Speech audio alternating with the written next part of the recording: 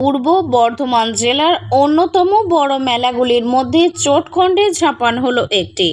ভাদ্র মাসের পঞ্চমী তিথিতে পূর্ব বর্ধমান জেলার মেমারি থানার অন্তর্গত চোটখণ্ডে জগৎগৌরী মায়ের এই বাৎসরিক ঝাপান মেলা অনুষ্ঠিত হয়।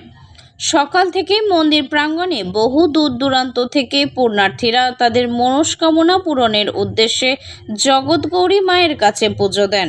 দুপুরের পরবর্তী সময় এলাকার প্রতিটি গ্রাম থেকে সুসজ্জিতভাবে পুজোর ডালি সহ বাদ্যযন্ত্র ও সাউন্ড সিস্টেম নিয়ে 8 থেকে 80 পায়ে পায়ে হাজির হয় চোটখণ্ডের জগৎগৌরী মায়ের মন্দির প্রাঙ্গণে।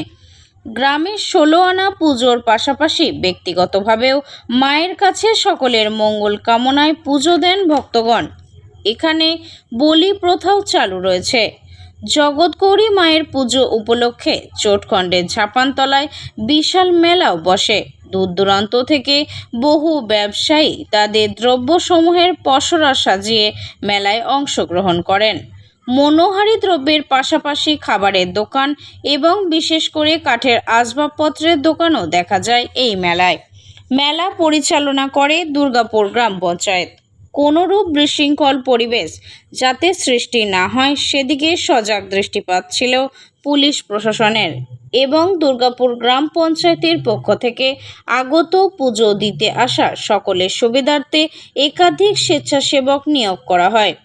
দুর্গাপুর গ্রাম পঞ্চায়েতের পক্ষ থেকে এলাকা ভিত্তিক পুজো কমিটিগুলির বিভিন্ন দিক বিচার করে পুরস্কৃত করা হয় বিচারকদের বিচারে।